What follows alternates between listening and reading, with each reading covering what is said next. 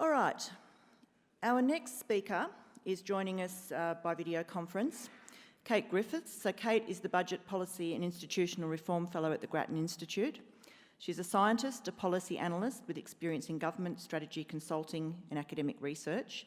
Kate has co-authored Grattan reports on budgets and tax, lobbying and political donations, female workforce participation, intergenerational inequality, energy, education and health policy. Before Grattan, Kate worked for the Boston Consulting Group. Kate holds a Master's in Science from the University of Oxford and an Honours degree in Science from the Australian National University. So join me in welcoming Kate on the screen.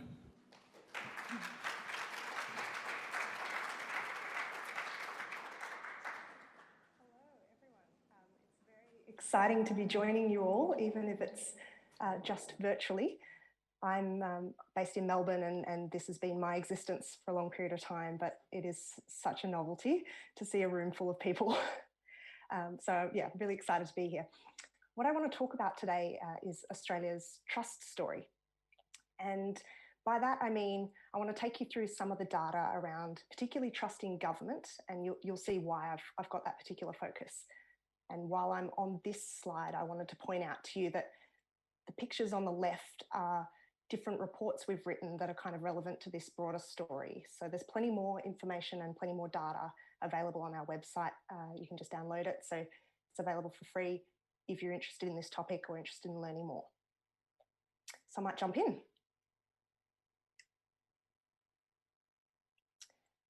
So just a quick outline for today. I want to talk about the crisis of trust.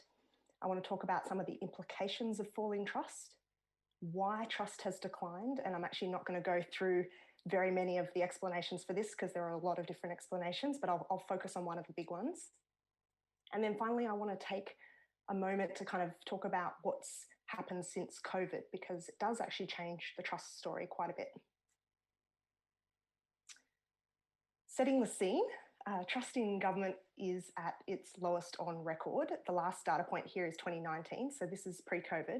But we can see here that the percentage of people who think that people in government can be trusted to do the right thing, at least sometimes, is down at only a quarter now. So that's really low when you've got the benchmark of, only sometimes do they need to be trusted to do the right thing, 25% of people. And we see this sort of falling trust in government in particular hold up across a number of different dimensions. So these are different indicators of lack of trust. We see that people in government, the perception that people in government look after themselves has been rising, particularly over the past decade, and is now sitting at 3/4 of respondents say that people in government look after themselves. Perceptions that government is run for a few big interests have been rising. Again, more than half of people think that that's true. Politicians don't know what ordinary people think. That's more than half. And the one that I find probably most scary is this rising proportion of people who are not satisfied with democracy. It's not at 50% yet, it's at 40%, but that's a pretty significant minority who are not satisfied with how our system works. And whilst I'm not going to talk about the international story today, I'm going to focus on Australia. I did want to at least set the scene that Australia is not alone here. And you may have heard about that in other presentations anyway. But this group of countries is a group of countries that are like us. We're not looking at comparing ourselves to China, where trust is very high, but you've got to take that with a fair degree of skepticism. Australia is middle of the pack amongst countries that we usually compare ourselves to. Canada's got slightly higher trust in government, US and the UK slightly lower. Most of these high income countries are below 50% of people saying that they trust their government. Now, this is a bit of a noisy slide, but I wanted to show you here that across a range of different institutions, political parties out on the left-hand side and the legal system and the courts out on the right-hand side, there's actually quite a different story when it comes to trust for different kinds of institutions. So what I want to point out in particular is that when it comes to politics, the press and corporates, we really see this strong falling trust over time. But trust has held up for most of these other institutions. So it is not sort of a crisis of trust for everyone or falling trust across all institutions. It is quite localized around politics and the press. You could argue that the press and politics are sort of intertwined anyway, and around corporates, which is really interesting when we see, trust holding up for the armed forces, for police, for the legal system, for the public service. So let's talk a little bit about why it matters. And I hope that many of the sessions are talking about why trust matters and have different takes on this. I'm thinking about it in the context of why it matters for public policy and for good government. So one of the implications of falling trust is political fragmentation, and we have seen this over a really long period of time. Australia has had traditionally a strong two-party system, and over the last couple of decades, we've seen a really strong rise in first preference votes for minor parties. And whether or not you consider the Greens to be a minor party is actually a point of debate in the research world. So we've separated them out with the dotted line. But if you count the Greens as a minor party, then we're talking about more than a third of first preference votes in the Senate are going to minor parties now. What that means is actually quite complex because it's a little bit of chicken and egg. So minor party voters are often expressing their lack of trust in the major parties in the kind of existing system, but also the fragmentation, the political fragmentation that creates is one of the reasons why it becomes harder to kind of maintain and rebuild trust. But there's nothing kind of good or bad about this, I should say. The minor party vote is not a good or bad thing. It is just one of the dynamics that's going on here. So when we actually look at attitudes to government amongst voters for different political parties, we can see that minor party voters in particular are much less likely to trust government. So on this slide, you've got the two major parties in yellow. You've got the Nationals and the Greens who kind of, the Nationals form part of the coalition, of course, so you could consider them a major party. The Greens as well are kind of debatable. They're in orange. So set those to the side. And then you see those darker colours. You've got Xenophon, One Nation, and all other minor parties sort of combined. And we see here that particularly amongst One Nation voters and amongst these sort of the collection of other minor parties, those voters are much less likely to think that politicians understand ordinary people. They're much less likely to think that people in government do the right thing, and they're much less likely to be satisfied with democracy. And even though minor parties are across the political spectrum, there's minor parties on the left, there's minor parties on the right, and they have very different views on particular policy issues. They all tap into the lack of trust. So we've got some quotes here. So from Pauline Hanson, the will of the people is being ignored by the two-party system. From Xenophon's team, we stand for honest and accountable government, looking after the national interest, not vested interests. And from Lambie, I became an independent senator because I could see party politics and self-interest meant elected representatives weren't putting Tasmania first. So again, tapping into that politics and self-interest. And this matters because policy reform is actually really difficult, and you need quite a lot of trust to prosecute an ambitious agenda. And part of that is because there's almost always losers when you do a major policy reform, and the public are only likely to kind of buy into big change when they can clearly see that it's in the national interest and they think that the government is likely to be able to deliver it successfully. And this is tricky because there is a lot of kind of difficult but necessary reform that needs to happen. There are a lot of public policy challenges that I'm sure you'd be well aware of, like long-term issues that governments need to be able to resolve or at least improve the situation, but which it becomes more and more difficult to do with a kind of eroding trust base. And this is one of the possible explanations for the 2019 election result, because Morrison was always perceived to be more trustworthy than Shorten, and it's certainly something that the Liberal Party kind of tapped into in their advertising campaigns around, the bill Australia can't afford. Labor took to that election a really ambitious reform agenda, and they took it on low trust, and that's a really tricky balance to strike, and they obviously didn't. There's some broader implications of falling trust that are identified here. Andy Haldane from the Bank of England talks about the social contract, so how all businesses and policy institutions exist courtesy of a social contract, and that contract is maintained by trust. And loss of trust is important because it's a breach of the social contract and it signals an erosion of social capital. So it's telling you something really important about your basis for existence. On the right, we've got Faulkner, a former Labor minister, talking about trust in terms of the mandate. So the contract between elector and elected is based on a mandate. And when you actually see falling trust, you're seeing that you're eroding that mandate, and you're effectively seeing that if citizens are casting a vote without expecting that their interests will be represented, then that's not a true mandate. So there are so many reasons for falling trust. In the context of trust in government, these are a collection that we've thought on at Grattan for many years and brought together. I'm not going to go through all of these in detail, but I do want to touch on what they are. So policy failure is one area where, of course, when expectations are sort of raised and then dashed, that can impact on trust. And we've seen that in a number of areas.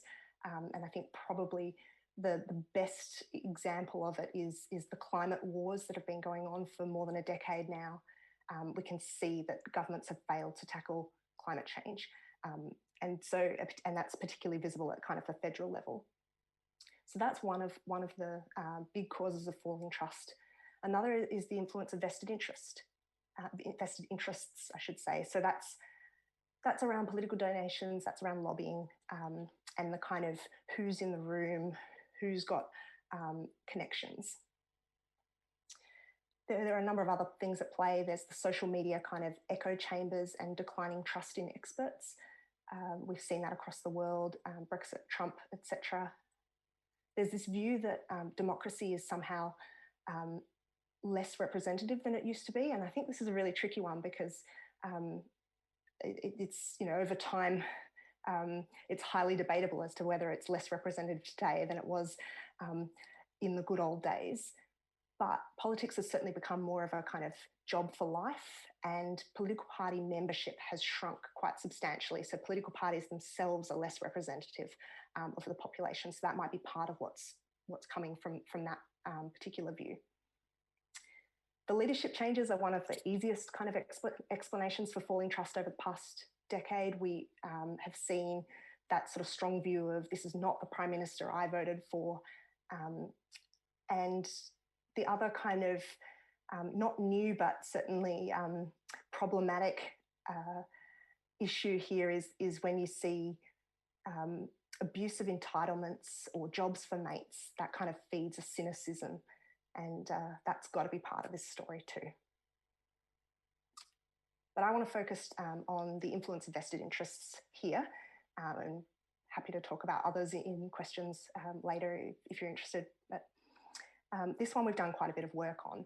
And the reason why is because if I go back to that overall trust story, that trust in government is falling, we see that at the same time, there's been this real rise in recent years in the perception that government is run for a few big interests.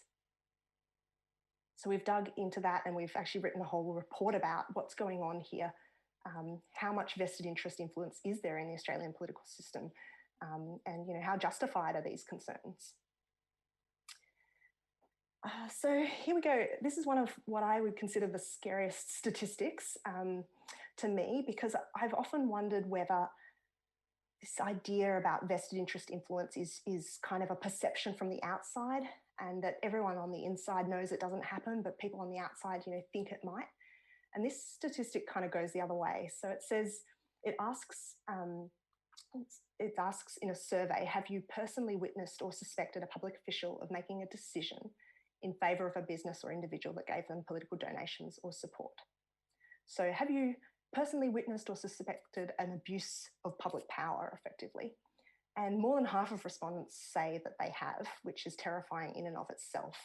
But then you look at the numbers for respondents who have worked in government or who have worked in federal government, and it grows. So this says it's not just an outsider perception, it's an insider perception too, and that some of these people are genuinely in a position to be witnessing, not just suspecting, this sort of abuse of power. So one of the areas for a lot of suspicion is political donations.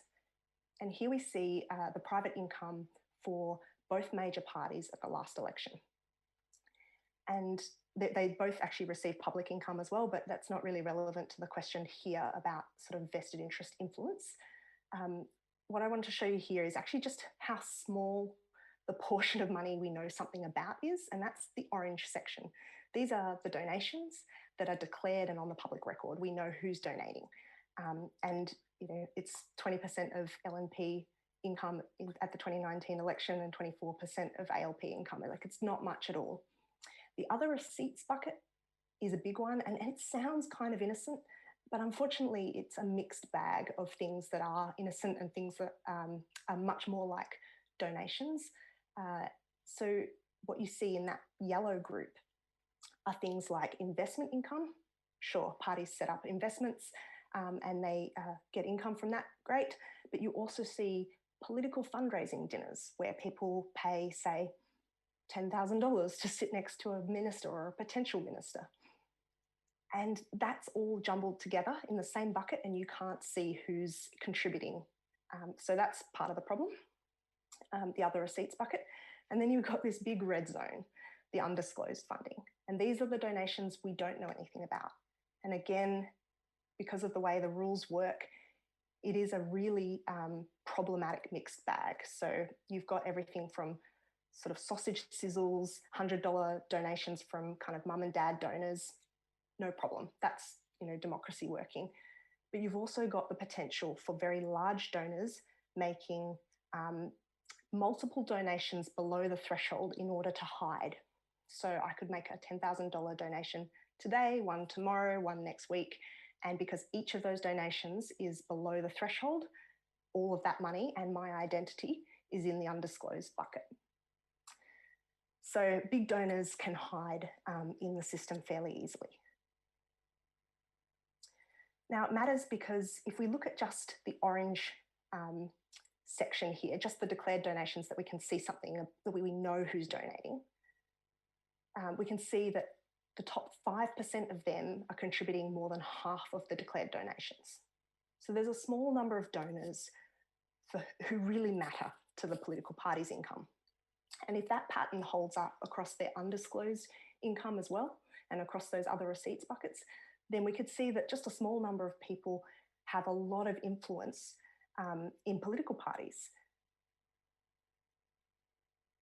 And at the 2019 election, we saw this in perhaps the most stark way ever, which was Clive Palmer's single donation represented 69% of all declared donations. So one person, and he was donating to his own party, the United Australia Party, and that wasn't enough to put the Palmer Party sort of quite in the league of the ALP and LNP, but it was close. And that's because the ALP and LNP have a whole lot of donations from other sources and the undeclared donations as well. So, so they did actually have more total funding, but one person had a lot of influence in the 2019 election, which is pretty remarkable.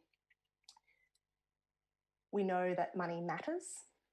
It's not the only thing that matters to election outcomes, but it definitely matters. So here we have the past 5 federal elections, and in 4 out of 5 cases, the party with the biggest war chest won. We do see out in the 2019 election, you can see the Palmer Party had a pretty big chunk. It's almost matching Labor there. And perhaps interestingly to note, the one instance where the party with the biggest war chest didn't win was the 2010 election, where only a minority government was formed. So it was a somewhat compromised win. Again, this isn't the only factor in elections, but clearly money matters. Money also matters, not just to sort of elections, but also to just the everyday access and the opportunity to kind of pitch your case to politicians. Here, a spotlight on Queensland, we can see that 70% of donations to the Queensland Labor Party, so the party in power, were coming from 15% of donors. So a large chunk of donations coming from a small number of people. And half of them got access, got a meeting with one of the top 3 ministers in the same window as their donation. So that's the Premier, the Deputy Premier, or the Treasurer. That's an incredible translation of donation to access. And we actually only know about this because Queensland publishes this data. So whilst I'm definitely highlighting that Queensland has this sort of incredible problem here, it is also one of the few that is transparent about it. So you can see who's donating and who gets a meeting. Those two things are not published in most states and not at the federal level. So when we can see who's getting a meeting, it actually means that you can call it out, that journalists can look this data up and say, why is the Premier meeting with these people, with these major donors? And it can become part of the discussion, part of the election campaign potentially, or part of the broader discussion about who's not in the room, which is really the important point here. So this data is available for Queensland and tells a scary story, but the fact that it's not available in most other states, to me, is as much of a worry. Here's a bit more information on who gets access. And this is across a range of different kinds of influence channels. So we're looking at donations, commercial lobbying, and meetings with senior ministers in Queensland here.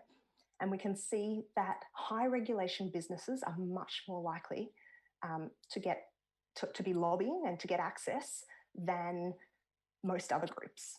Unions are big donors, but don't seem to do as much of the other, the lobbying contacts and the meetings with ministers. And I wonder there whether they just have other channels in which they can have that influence. But the group that I'm probably most concerned about in this picture here is out on the right. You've got the consumer groups, the community groups, or kind of particular causes, charities, that sort of thing. They're all grouped together. And you can just see the imbalance here. The high regulation businesses have a lot of incentive to influence. When I say high regulation, I mean that government decisions make a big difference to the winners and losers in those industries. Industries like property development, like energy, like transport.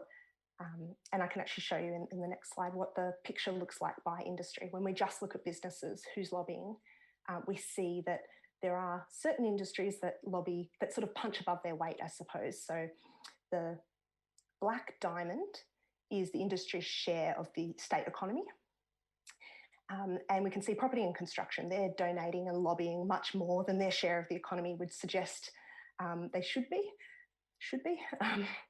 Gambling in the middle, very tiny share of the economy, very high amount of lobbying.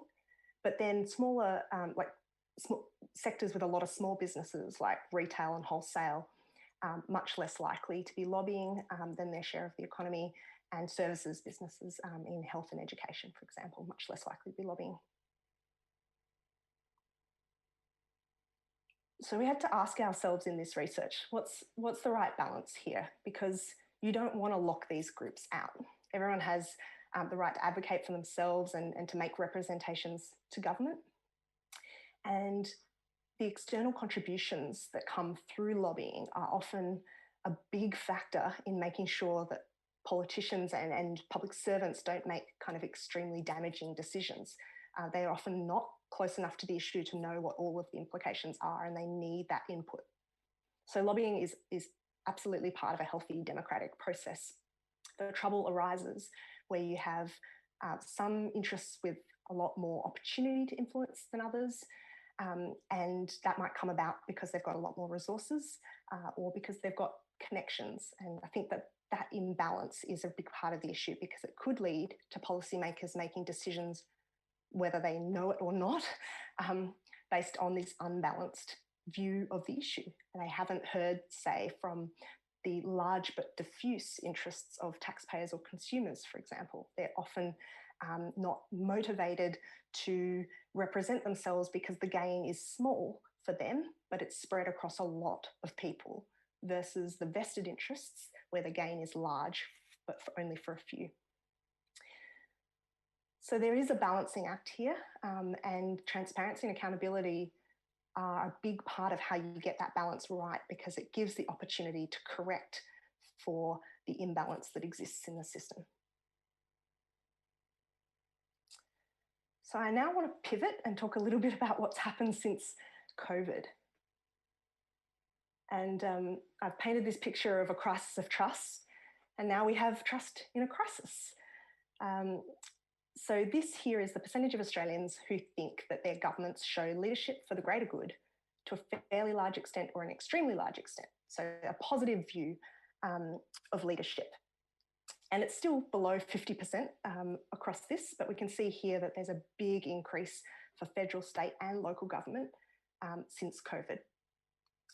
And it's not just, I think it's worth pointing out that it's not necessarily that crises sort of bring trust by any means, because if you look at the red line, the federal government line, you can see there's a real dip through the summer of 2019-20, the bushfire crisis. And so those two crises, bushfires and COVID, have been perceived very differently and have had very different impacts on trust. So there's by no means a consistent impact of how crises affect trust, but it does appear at least that COVID has boosted trust for government and also for other institutions. So in this one, it's the same indicator, but it shows you the government sector, the public sector, not-for-profits and the private sector. And the government sector's had the biggest gain, but all sectors have had a boost around trust during this time. And, you know, that's perceptions that, you know, public sector, the private sector, not-for-profits are leading for the greater good. Private sector's trust is always lower, but it's still boosted during this period. So the big question in all of this, will it last? And I think here there's some really interesting developments that we've seen over the past few months that could lead to some major changes. So what we've seen is political institutions upended during the crisis. I mean, parliaments were suspended for such a long period of time and are nowhere near catching up the scrutiny during this period where hundreds of billions of dollars are going out the door with very little scrutiny, where governments, state governments in particular, have extraordinary powers, the state of emergency and state of disaster powers.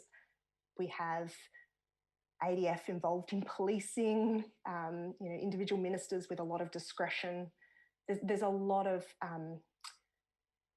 risks, I guess, for civil liberties and for trust through this period because of the amount of I guess, powers that have been granted through this period.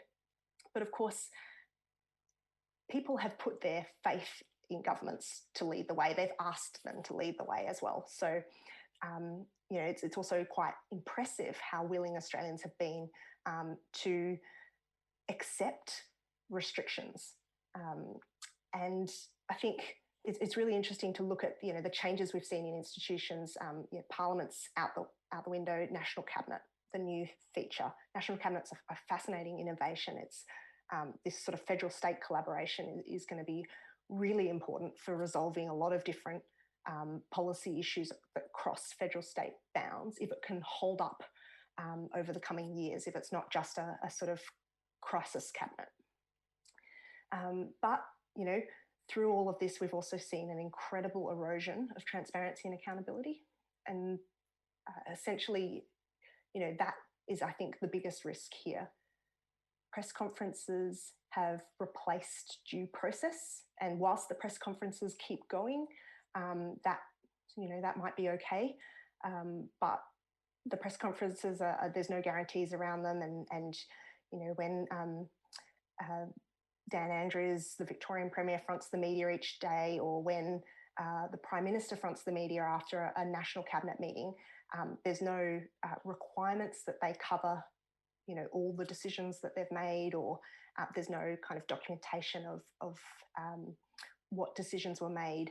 Like, for example, with national cabinet, there used to be those sorts of documents released around COAG, its predecessor. So we've seen some new institutions rise and they don't have the same transparency as the former institutions. And I think it's particularly relevant in the context of so some of the advisory bodies to National Cabinet are currently being treated like they're outside of the public service and like they're part of government itself with this sort of cabinet in confidence approach. And that is a zero transparency approach. There's no freedom of information around the deliberations that are happening, for example, in the National COVID-19 Commission, which is a business group advising on policies to lead the recovery and has some pretty interesting or some pretty clear conflicts of interest evident and has been pushing for this gas-led recovery. Those sorts of things are worrying signs of vested interest influence and of erosion of transparency. So will it last? It really depends on whether governments capitalise and consolidate the trust that they have built and gained through this crisis. I want to finish by offering some kind of constructive thoughts, and I hope that these are applicable beyond the sort of political realm as well. These are some of the sorts of things that we've kind of brainstormed on at Grattan for a long period of time, like how do you actually turn the tide around? And one of the first things is just about getting on with the job, about demonstrating competence, embracing a period of quiet policy delivery. And crises can actually be an opportunity for this, not necessarily a period of quiet policy delivery, but certainly a period where you can very clearly put the public first and get on with the job of delivering for them. And your leadership is particularly visible in the crisis, so it's also exposed, and that could go either way, as we saw with the bushfires versus COVID. But there is a real opportunity to get on with the job during a crisis. Leadership stability is sort of part of the idea of getting on with the job because that causes a whole level of chaos and trust erosion each time it's happened. And part of getting on the job as well is making sure that you're careful to set expectations that you can deliver on.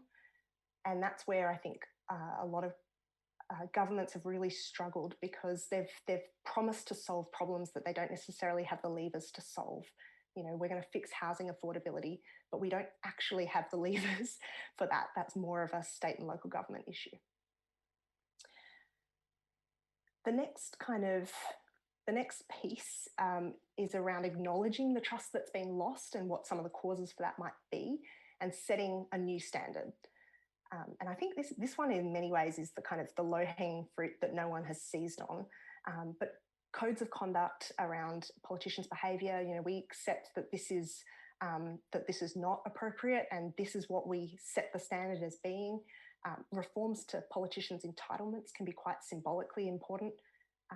There've been any number of examples of accepting gifts or you know, abuse of entitlements that are just you know, that just smell bad, and I think are really, in the scheme of things, pretty easy to set some new standards around.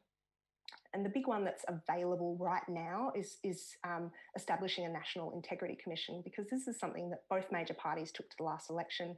So it's an election promise. I would expect to see it established before the next federal election. But it's about, you know, recognising that this is something Australian people are calling for and delivering on that. There's many things you can do around access and influence in terms of just creating more transparency and accountability around donations and lobbying. So I'm happy to talk to those if you're interested in those specifically in the questions perhaps. And then I think part of the issue here is about representation and about, you know, this sense that people are governing for the few and not the many. And one of the ways you can solve for that is to broaden your membership. So political parties really should be looking at their shrinking membership bases and thinking about how they can appeal more broadly.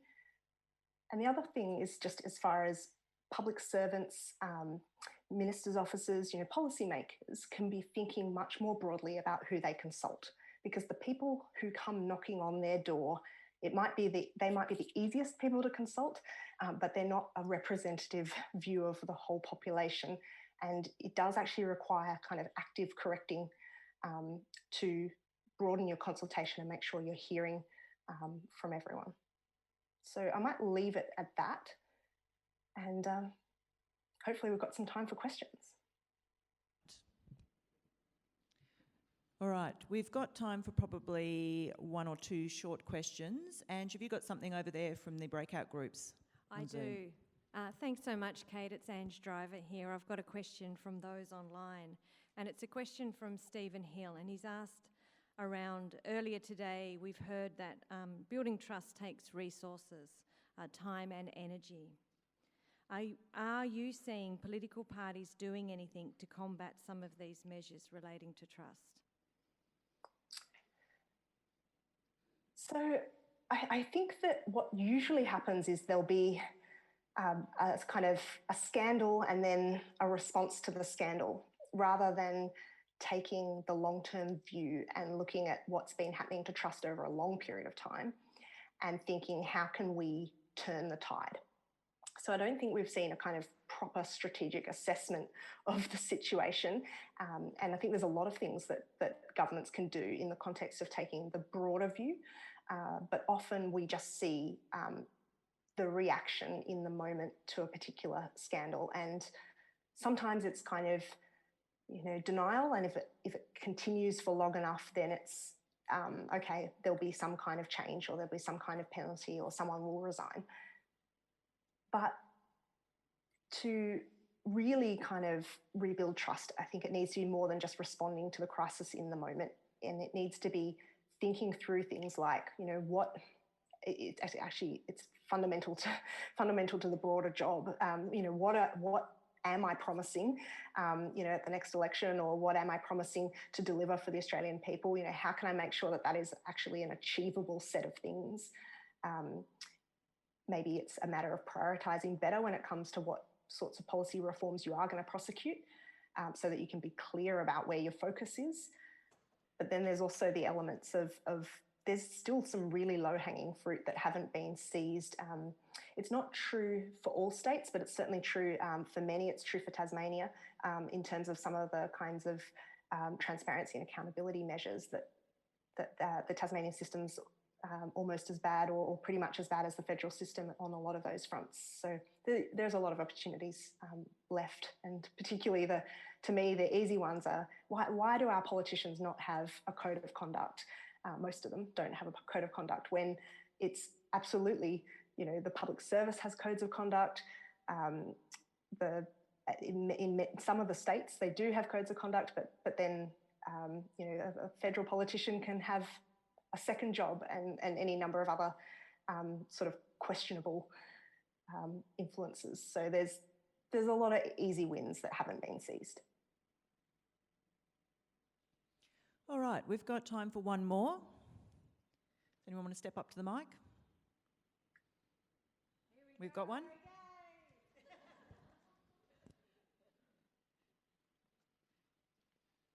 Thanks, Kate. Ben Bowring here. That was really insightful, so thank you. My question is, I guess, around looking at jurisdictions either in Australia or internationally. Are there any of the kind of sort of policy, thank you very much, Ange, are there any kind of those policy interventions that you mentioned at the end of your presentation that have been implemented, and where in any of those sectors, whether it's government or business or whatever, where you've then seen a clear uptick in trust, or is it kind of the depressing story that we saw in Australia, where it's just this gradual decline? Great question. Yeah, so we do see lots of examples of more kind of, transparency and accountability, I guess, in a lot of countries than Australia has. And sometimes that's worked and sometimes it hasn't. So one of the interesting examples here is that the US has a lot more transparency around political donations, but I'm not going to stand up here and say that they've got a good system by any means. They have more transparency around it, which of course has the potential to go both ways, where if people know about it, it can feed the cynicism. But when trust is already low, then the only way to turn that around is to sort of show that you're committed to fixing the problem, which involves, opening the books. So I think that where we have seen some really positive reforms, Canada is a good example, because they have done a range of different kinds of reforms, and they certainly have higher trust than Australia does. Singapore too, actually, interestingly, and they have much higher trust, but also culturally a bit different. But in terms of what Canada's done, I think one of their bigger reforms, that's a really interesting one for us to think about, is limiting how much parties can spend during election campaigns. And this is one that I think has really come to the fore, particularly with the 2019 election and the Clive Palmer's influence in that election, because essentially the driver for chasing donations and for potentially appeasing vested interests is that parties need to kind of get their message out there, and the more money they can raise, the better they can kind of be heard. The louder their voice, the better chance they have of beating the other side.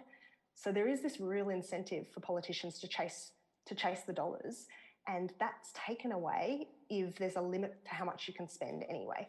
They still will need to raise to that limit, but the individual donors that they need to reach, their total pool of funds are substitutable. And it means it sort of takes away some of the onus or some of the incentive, I guess, the political incentive that's there for appeasing donors in particular. So Canada has successfully implemented reforms that limit spending. They certainly have higher trust, and I think that that's a good one for us to look at, because it has been implemented in New South Wales, so it's something that we've done here on Australian soil successfully too.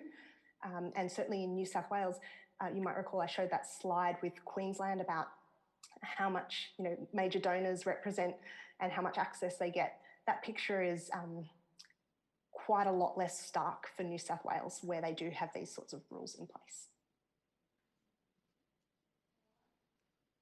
Thank you so much, Kate. We really appreciate your time.